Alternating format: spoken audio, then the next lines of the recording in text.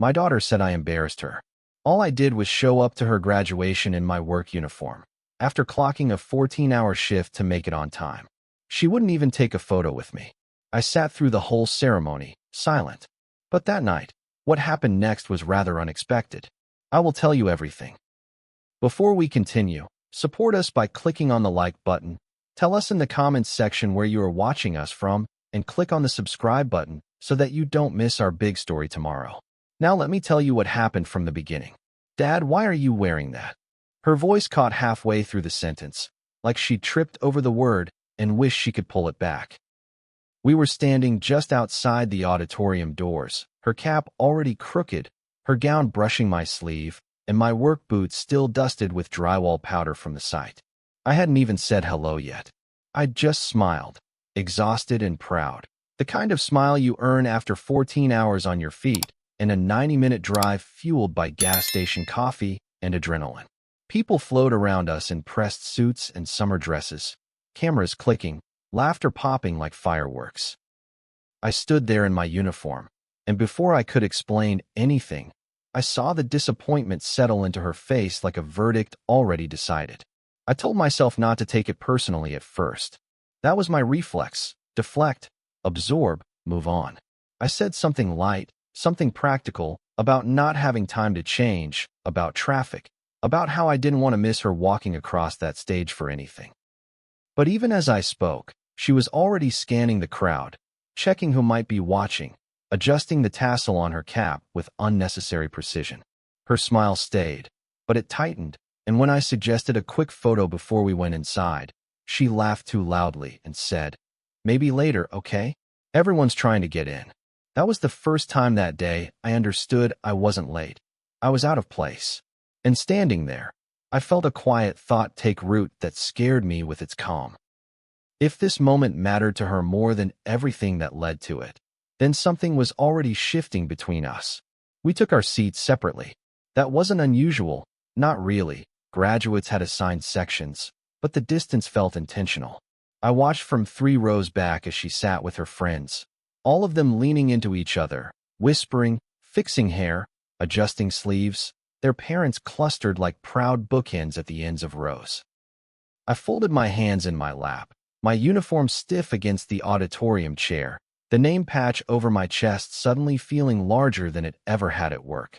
An usher walked by and smiled politely, and somewhere behind me a man in a blazer cleared his throat and joked about how long ceremonies always ran. I nodded without turning around. When they called my daughter's name and mispronounced it, I clapped anyway, loud and deliberate, even though she didn't look in my direction. I told myself I'd remember that sound later, because I had a feeling this wouldn't be the last quiet decision I made without announcing it. Every few minutes, my phone buzzed in my pocket, small interruptions grounding me in a world that didn't care what I was wearing. A coworker texted, "You make it," followed by a thumbs-up emoji and a blurry photo of the crew still on site. I typed back a quick yes and slipped the phone away. Somewhere above the stage, the banner sagged slightly at one corner, and I found myself fixated on it, counting the staples, thinking about how I would have fixed it differently. That was how my mind coped, by focusing on details I could control. The speeches blurred together: gratitude, opportunity, the future. I listened for my daughter's laughter and heard it when someone cracked a joke about student loans, a ripple of sound that passed through the graduates like a shared secret. I didn't know then how much that moment would matter later, only that it landed heavier than it should have. When the ceremony ended, the crowd surged forward, names shouted, bouquets exchanged, phones raised high. I stood and waited, patient in the way you get when you've spent years waiting on schedules that weren't yours. I saw her hug friends, pose for photos, lean into arms that weren't mine. Each time I stepped closer, something pulled her away. A classmate, a professor, a parent she needed to introduce. When I finally reached her, she kissed my cheek quickly and said, "We'll get a picture at dinner, okay?" Her eyes flicked down at my uniform again, just for a second, but it was enough. I nodded, because nodding was easier than asking a question I didn't want answered. As we walked out, I realized I'd been holding onto a program so tightly it had creased in half. Dinner never happened the way she said it would. Plans shifted. Friends joined. Laughter filled the table while I sat at the end, peeling the label off a beer bottle and listening more than I spoke. She talked about internships and apartments and how relieved she was to be done. Someone asked what I did, and before I could answer, she jumped in with, "He works construction," said quickly, like a disclaimer, then changed the subject. I felt something settle then. Not anger, not yet, but a heavy clarity. I remembered signing loan papers at the kitchen table years ago, the pen slipping slightly because my hands were cracked from work. I remembered telling myself it was temporary, that this was what support looked like. Sitting there, I understood that support without visibility was starting to feel a lot like erasure. By the time I got home, the house was quiet in that hollow way it gets when a milestone passes and leaves nothing behind but echoes. I kicked off my boots by the door and noticed a streak of dried mud on the mat, something I'd normally clean without thinking. I didn't touch it. Instead, I stood in the kitchen with the light off, listening to the hum of the refrigerator, replaying the day in fragments. Her pause at the door, the way she angled her body away from the camera, the laugh at the lone joke. I told myself I was being oversensitive, that exhaustion was twisting things. But even as I tried to justify it, another thought surfaced, steady and unwelcome. Respect isn't something you can force, but it is something you can stop financing. I didn't know what that meant yet, only that it felt inevitable. 2 hours later, unable to sleep, I opened my laptop. Not to scroll through photos. There were none of us together anyway, but because a notification badge glowed faintly on my email tab. A routine message from the loan servicer sat unread, the subject line bland and familiar. I'd seen dozens like it over the years, always filed away with the quiet pride of someone keeping a promise. I didn't click it right away. I sat there instead, the uniform still on my back, the smell of work clinging to me, and let myself feel something I'd avoided all day, the sting of being minimized by the person I'd stretched myself thin for.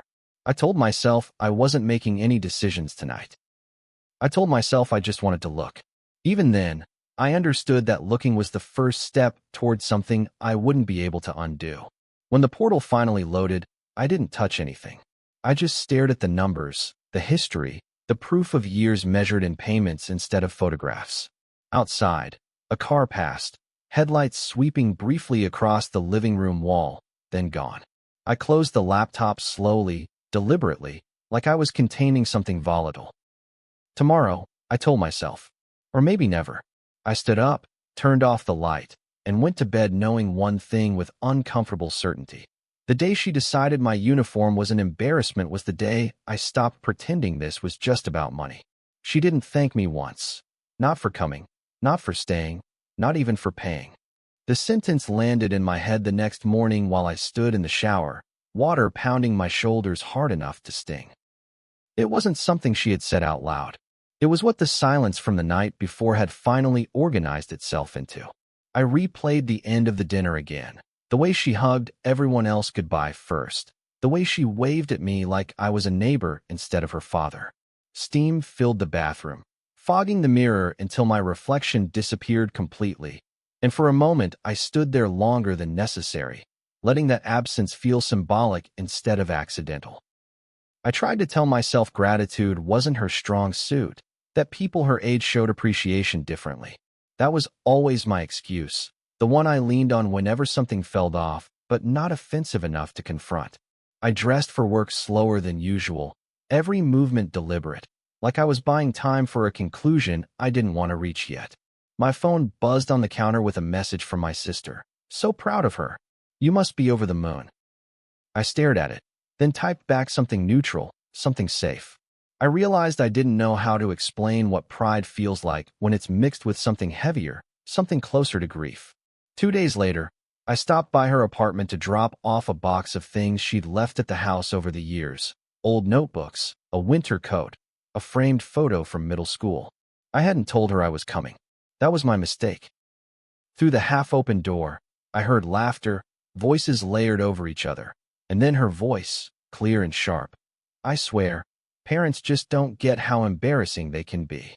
Someone laughed, and she added, like, no offense, but there are certain vibes you don't bring to a graduation. I stood there with my hand hovering inches from the doorframe. the box suddenly heavier than it had been a moment before. I didn't go in. I left the box by the door and walked back to my truck, my chest tight in a way that had nothing to do with exertion. That night, sleep didn't come easily. I lay there staring at the ceiling, cataloging moments I'd brushed off over the years. The time she'd asked me to drop her off a block away from school, the way she never invited friends over when I was home, how she'd once asked if I could maybe not wear work clothes when meeting her professor. At the time, I'd chalked it up to teenage self-consciousness. Now, lined up like that, the pattern was harder to ignore. My phone lit up with an automated bank alert reminding me of an upcoming payment, routine and impersonal. I didn't swipe it away right away. I let it sit there, glowing in the dark, like it was waiting for me to finally acknowledge what it represented. By that weekend, the anger still hadn't come. What surprised me was how calm I felt instead, like my emotions were rearranging themselves into something more practical. I found myself doing quiet math at the kitchen table, not just with numbers, but with meaning. What did it say that I'd financed 4 years of her future and been treated like an inconvenience on the day meant to celebrate it? What did it say about me that I'd accepted that role without protest? The answers weren't dramatic. They were simple, and that simplicity scared me. Love, I realized, had slowly turned into obligation, and obligation had a ledger. Sunday afternoon, my neighbor knocked on the door to return a ladder she'd borrowed weeks earlier. We chatted for a few minutes about the weather, about how fast kids grow up. She congratulated me when I mentioned the graduation, then added casually, "Must be nice to finally be done paying for school." I laughed automatically, a sound that surprised both of us, and said something vague about how it never really ends. After she left, I stood in the doorway longer than necessary, the ladder propped against the wall, thinking about how invisible financial support becomes when it's expected. That conversation lingered with me longer than it should have, because it framed my situation in a way I hadn't allowed myself to before. Later that evening, my daughter called. I answered on the third ring, already bracing myself. She talked about job applications, about how stressful everything felt now that real life was starting. I listened, murmured encouragement, asked questions. At no point did she mention the graduation, or the uniform, or the way she'd flinched when I'd asked for a photo. When the call ended, I set the phone down gently, like it might shatter if I didn't. I felt the line between us stretching, not snapping, just thinning. And I understood then that continuing to pay without being respected wasn't generosity. It was avoidance. And avoidance, I knew from experience, always collected interest. 2 nights later, I opened the loan portal again. This time, I didn't tell myself it was just to look. I navigated through the pages slowly, reading every label, every warning. A banner at the top mentioned borrower responsibility options, language so neutral it almost felt mocking. Outside, rain tapped against the windows, steady and patient. My phone buzzed with a text from her. "Did you drop off my stuff?" And I didn't answer right away. I wasn't punishing her. I was giving myself space to think, something I'd rarely done where she was concerned. I closed the laptop before making any changes, but I didn't feel relieved. I felt prepared.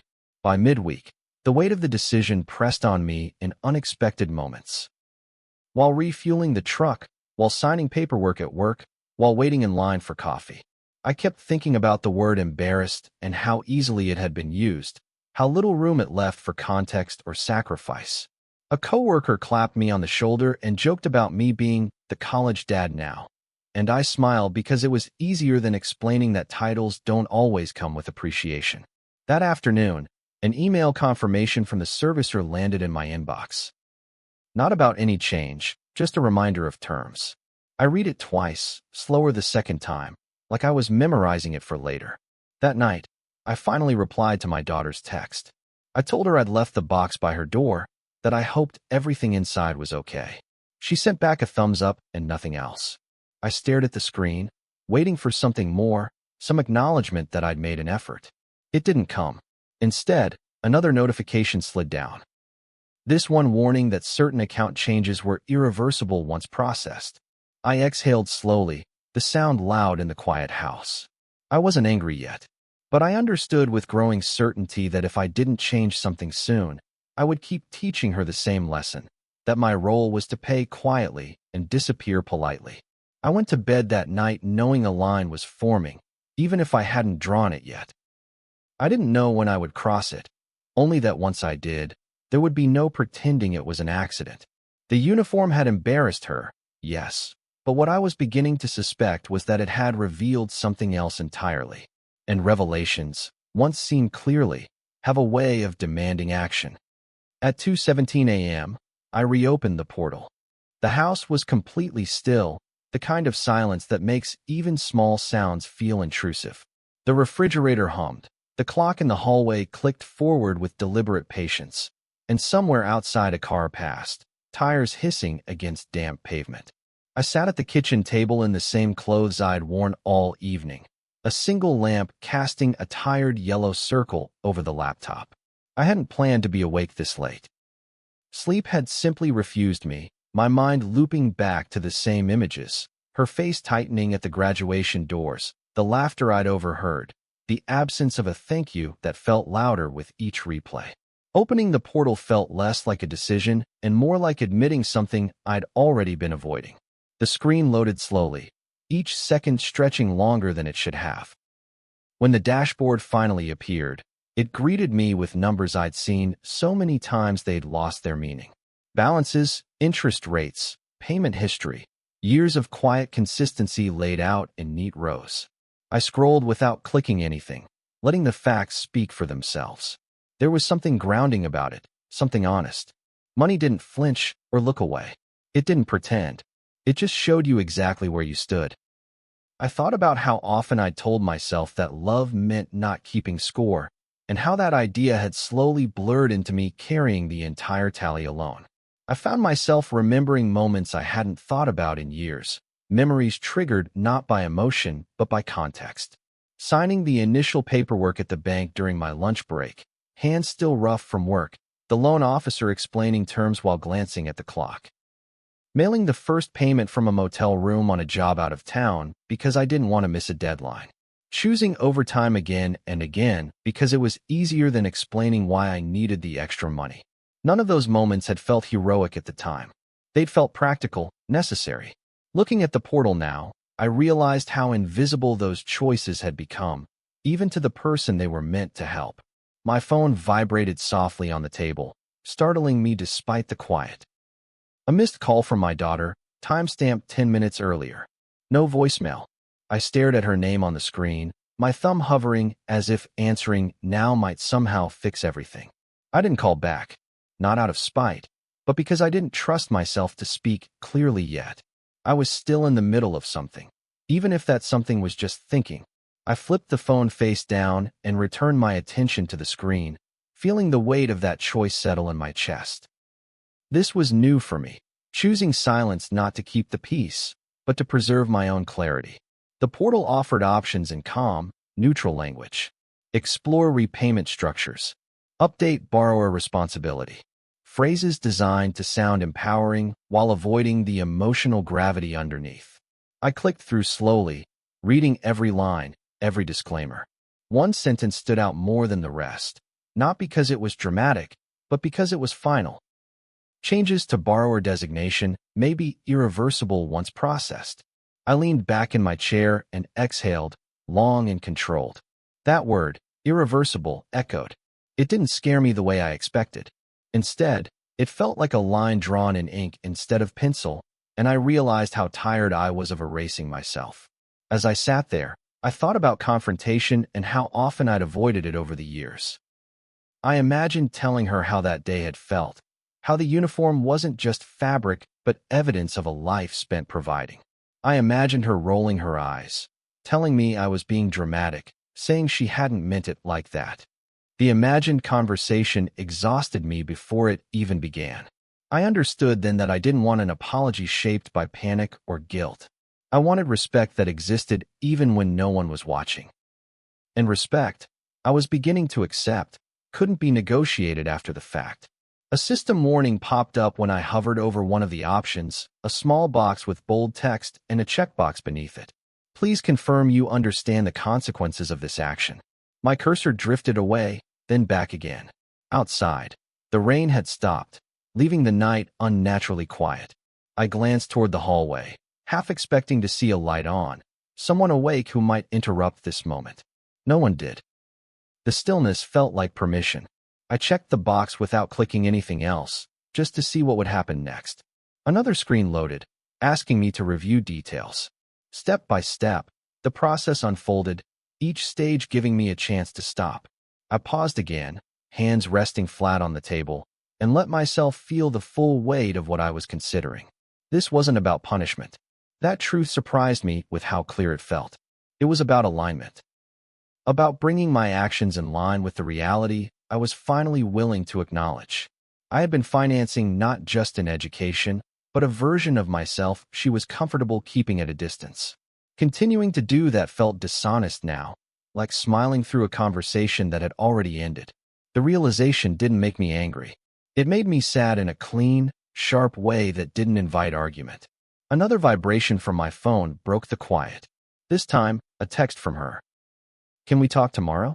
No punctuation, no context. I read it twice, then set the phone down again. Tomorrow felt too far away and not far enough at the same time. I typed nothing back. I didn't want to promise a conversation before I knew what I was prepared to stand by. The screen in front of me waited patiently, unbothered by human hesitation. I realized that whatever I chose to do here would shape that conversation, not the other way around. When I finally moved the cursor to the confirmation button, my heart rate didn't spike the way I'd expected. There was no rush of adrenaline, no cinematic surge, just a steady resolve, quiet and unremarkable. I clicked once. The screen refreshed. A progress bar crept forward, deliberate and slow, like it was giving me one last chance to change my mind. I didn't. When the confirmation message appeared, polite, professional, detached, I stared at it longer than necessary. "Your request has been submitted." Submitted, not celebrated. That felt right. I closed the laptop carefully, not slamming it, not rushing. I carried it to the living room and set it on the shelf, out of sight. For a moment, I just stood there, hands empty, listening to the house breathe around me. I expected regret to hit immediately, a wave of doubt or fear. It didn't. What I felt instead was a strange, almost unsettling calm, like the quiet after a storm you didn't realize you'd been bracing against for years. I knew notifications would come. I knew questions would follow. But standing there in the dark, I understood something with a clarity that left no room for negotiation. I had crossed a line I'd been inching toward for a long time. When I finally went to bed, sleep came faster than it had in days. As I drifted off, one thought surfaced, clear and unavoidable. Whatever happened next, I wouldn't be able to undo this. Not with explanations, not with guilt, not with backtracking. And that finality, more than anything else, told me I had done something that mattered. She screamed my name like someone had died. It cut through the quiet of the house in a way I hadn't heard since she was a child and woke up from a nightmare. Except this time there was no confusion in it, only accusation. I hadn't even set my bag down yet. I was still standing near the door, work jacket half off, when she burst into the living room, phone in her hand, eyes wide and red like the fear had arrived before the tears.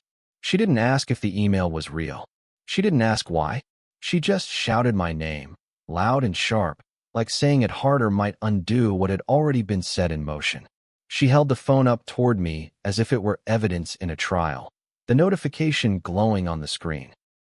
Her voice shook as she spoke, words tumbling over each other too fast to be organized. She said she'd gotten an alert. She said the balance had shifted. She said her name was on things it hadn't been on before. I watched her pace the room, barefoot on the hardwood, leaving invisible tracks of panic behind her. I didn't interrupt. I didn't move. I felt strangely removed, like I was watching something I'd already accepted would happen. Somewhere in the back of my mind, a thought surfaced. Not triumph, not satisfaction, just recognition. This was the moment the silence ended. When she finally stopped talking long enough to breathe, she looked at me like she was seeing a stranger. "How could you do this to me?" she asked, and the word "do" carried weight, as if I'd acted out of cruelty instead of deliberation. I told her to sit down. She didn't. She said she didn't have time to sit, that this wasn't something you sit through. Her hands shook as she scrolled through the email again, reading lines out loud that sounded far more dramatic spoken than they had when I'd read them in the quiet of the night. Hearing the same language now, filtered through her fear, made the consequences feel heavier, but not wrong. She called me cruel before she called me unfair. She said I'd blindsided her, that adults didn't do this to their kids, that I'd humiliated her right back. The word embarrassed came up again, thrown like a weapon this time, and I felt something in me tighten, not defensively, but protectively. I didn't raise my voice. I told her to lower hers. That seemed to enrage her more. She said I was punishing her for one bad day, for one comment, for something I was too sensitive about. I listened to all of it, every accusation stacking on top of the last, and realized she was arguing with a version of me that no longer existed. The tears came suddenly, as if someone had flipped a switch. She sank onto the couch, shoulders folding inward, phone clutched to her chest like a life raft. She started listing things: rent, job uncertainty, how everyone she knew had help, how she wasn't ready. The words "I can't do this" repeated like a refrain. For a moment, my instinct screamed at me to fix it, to reach for my wallet, to say this was all a misunderstanding. That instinct had been trained over years, honed by habit and love.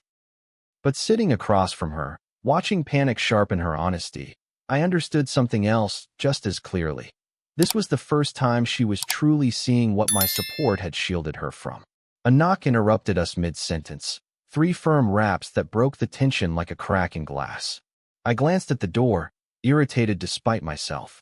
My neighbor stood on the porch when I opened it, holding a mis-delivered package with my address half torn. She smiled awkwardly, clearly aware she'd walked into something heavy. I thanked her, took the box, and closed the door gently. When I turned back, my daughter was staring at me, eyes searching my face like she was hoping the interruption had changed something. It hadn't. If anything, it had grounded me further. Life, inconveniently, went on. She stood up again, wiping her face with the back of her hand, and asked me if I was serious. Not angrily this time, quietly. That shift hurt more than the shouting had. I nodded once. I told her the decision had already been made. I told her I hadn't done it impulsively, that I'd thought about it longer than she realized. She asked if there was anything she could say, anything she could promise. The desperation in her voice tugged at me, and for a brief second I imagined backing down just to stop that sound. Instead, I felt a different kind of resolve settle in, heavier but steadier. She accused me of abandoning her. That word landed hard, because it twisted years of effort into a single act of neglect. I corrected her, not sharply, but clearly. I told her I wasn't abandoning her. I was stepping back from a role that had been taken for granted. I told her I would still be her father, still answer the phone, still show up when it mattered. But I wouldn't be invisible anymore. I wouldn't keep paying to be minimized. She shook her head, tears streaming again, and said I was choosing money over her. I almost laughed at that, not because it was funny, but because it was so backward it bordered on absurd. Another email chimed on her phone mid-argument, a confirmation message this time. She looked down at it, then back up at me, and something in her expression shifted from panic to disbelief. "You already did it," she said, like she'd just realized this wasn't a threat. I nodded again. I told her that was why I hadn't brought it up earlier. Because I didn't want it to become a debate I'd lose by default. I told her I'd made the decision quietly, the same way I'd made payments quietly for years. The parallel seemed to land. Her shoulders slumped, and she sank back onto the couch, suddenly very still. We sat there in silence for a few moments, the air thick with things neither of us was ready to say. I noticed details I hadn't before. The way her apartment smelled faintly of coffee and cardboard, the stack of unopened mail on the counter, the plant by the window that needed water. These were signs of a life just beginning, fragile and untested. I felt the urge to smooth it over, to make it easier. But ease, I reminded myself, was what had brought us here. Ease for her, burden for me. I stayed seated, hands folded, breathing evenly, letting the discomfort do its work. When she finally spoke again, her voice was smaller. She asked me how I could live with myself. I didn't answer right away. I thought about the uniform, about sitting alone in that auditorium, about the quiet math I'd done in the dark. Then I told her the truth, as simply as I could. I said I could live with myself because I was finally being honest about what hurt, about what I could no longer carry alone. She stared at me like she didn't recognize the language. Maybe she didn't. Honesty like that hadn't been part of our dynamic before. As I stood to leave, she followed me to the door, one last plea forming on her lips. I turned, met her eyes, and told her I loved her. That part hadn't changed. Then I told her the decision was final. Not as a punishment, as a boundary. I walked out before she could respond, the sound of the door closing behind me louder than it should have been. In the quiet stairwell, my heart pounded. Not with regret, but with the knowledge that whatever came next, there would be no going back to the way things were. She said, "I didn't mean it like that." The words came through my phone 2 days after I walked out of her apartment, delivered in a text message that felt rehearsed even without hearing her voice. I was sitting in my truck outside a job site, engine off, lunch cooling in a paper bag on the passenger seat. I read the message once, then again, letting the familiar phrasing settle. I didn't mean it like that had always been her favorite shield. Soft enough to sound apologetic, vague enough to avoid responsibility. I didn't reply right away. I stared out at the half-framed building in front of me, exposed beams reaching toward a sky that looked like rain, and wondered how many times intention had been used to erase impact between us. When I finally agreed to meet her, it wasn't because the text had convinced me. It was because silence, at this stage, would have turned into something else entirely. We met at a small cafe near her apartment, neutral territory with mismatched chairs and chipped mugs. She was already there when I arrived, sitting stiffly with both hands wrapped around a cup she hadn't touched.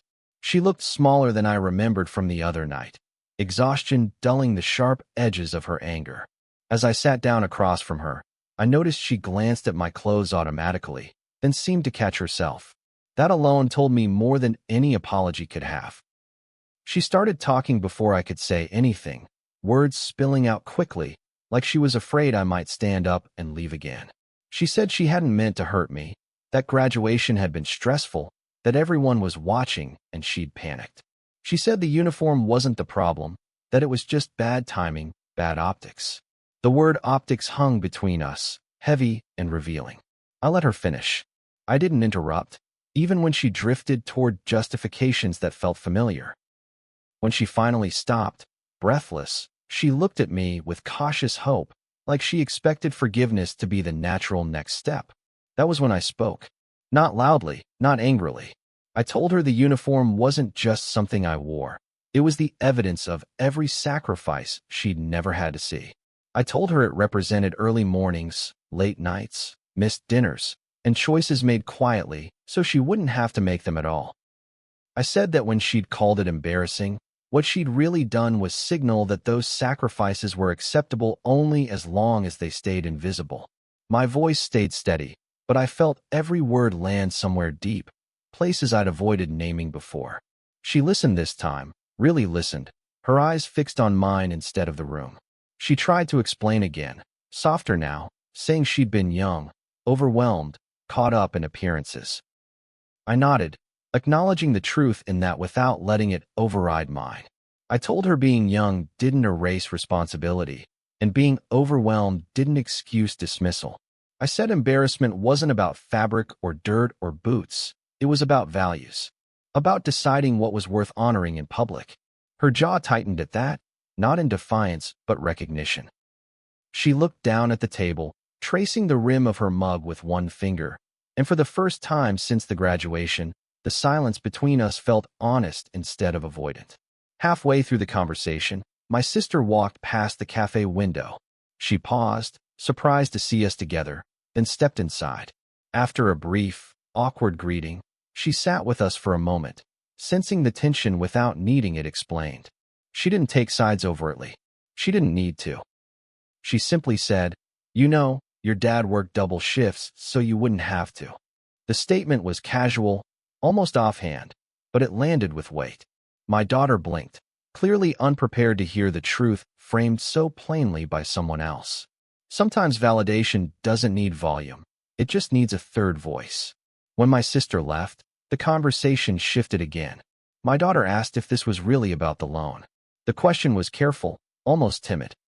I told her no, and that was the most honest answer I'd given her in years. I said the loan was the line, not the reason. The reason was respect. The reason was being treated like something to hide instead of someone to stand beside. I told her I hadn't transferred responsibility out of anger, but out of clarity. I'd realized I was financing a version of our relationship that only worked as long as I stayed small. Saying it out loud felt like lifting something heavy I'd been carrying without realizing it. She cried again, but differently this time. Not panicked, not accusing, just quiet tears sliding down her face as the reality settled in. She asked if there was anything she could do to fix it. The question was raw, stripped of defensiveness. I felt the familiar pull to soften, to offer a compromise, to say we'll figure it out. Instead, I took a breath and told her the truth she didn't want. I said there were some lessons she needed to learn without my financial buffer. That discomfort was part of adulthood, not something to be rescued from. I told her I wasn't doing this to teach her a lesson, but that she would learn one anyway. Her phone buzzed on the table, a reminder notification for an upcoming payment. She flinched when she saw it, then laughed weakly, like the timing was cruelly ironic. I watched her reaction closely, not with satisfaction, but with resolve. This was the moment where understanding could turn into resentment or growth. I couldn't control which one she chose. I could only control whether I stepped in to soften the blow. I didn't. I stayed quiet, letting the reality exist without commentary, trusting that shielding her again would only delay what needed to happen. When we stood to leave, she hesitated, then asked one last time if I was sure. Not emotional now, just searching. I met her eyes and nodded. I told her I loved her, and that love didn't change. But the terms had. I said I'd be there to talk, to listen, to support her emotionally. Financially, the boundary was set. She swallowed hard and nodded back, accepting it even if she didn't agree.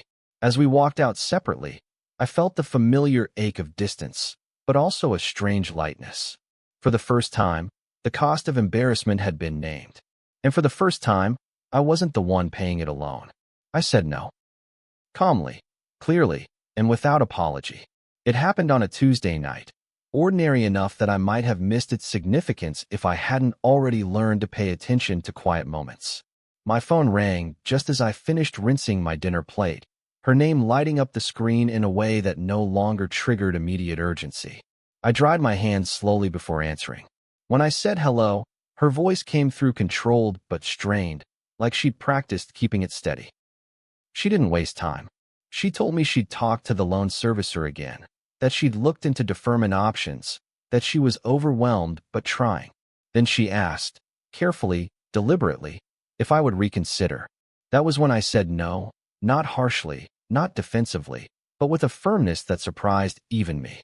There was a pause on the line, long enough that I wondered if the call had dropped. When she spoke again, the composure cracked. She said she didn't understand how I could be so cold, how I could watch her struggle and do nothing. The accusation was familiar, but it didn't land the way it once would have. I leaned against the counter and listened, really listened, to the fear underneath her words. When she finished, I told her I wasn't being cold. I was being consistent. I reminded her of what I'd already said, that my support hadn't disappeared, only changed form. I told her I would not step back into a role that required me to be invisible to be acceptable. The line stayed quiet again, and this time I didn't rush to fill it. She tried a different angle then, softer, almost pleading. She said she was sorry again, that she'd been thoughtless, that she was embarrassed of herself now, not me. I believed her. That was the hardest part. I believed the regret was real, that the fear had sharpened her understanding. But belief didn't automatically mean reversal. I told her regret mattered, but it didn't erase consequences. I said adulthood wasn't about never making mistakes. It was about carrying the weight of them without asking someone else to absorb it for you. My voice didn't shake as I spoke, and that steadiness felt like a milestone all its own. She asked me if this was my punishment, if this was how I planned to teach her respect. I told her no, again, and meant it. I said respect couldn't be forced or taught through leverage. It had to be chosen. What I was doing wasn't punishment, it was a boundary. I explained that boundaries weren't walls meant to keep people out, but lines drawn to keep yourself intact. I told her I'd spent too many years blurring that line, confusing sacrifice with silence. She cried quietly on the other end, and I let her. I didn't interrupt, didn't rush to soothe. Sometimes the most respectful thing you can do is allow someone else to sit with their feelings without trying to fix them. A text came in mid-call from the loan servicer, a routine confirmation of her updated payment schedule. The timing felt almost surreal. I didn't mention it, but seeing it reinforced something I'd already accepted. This was real now, not theoretical. She was navigating something I'd always buffered her from. I realized, standing there in my quiet kitchen, that this was what stepping back actually looked like. Not abandonment, but trust. Trust that she could handle discomfort. Trust that my worth didn't depend on how much I paid. Trust that our relationship, if it was going to continue, would have to evolve into something more honest. When the call ended, there was no dramatic farewell.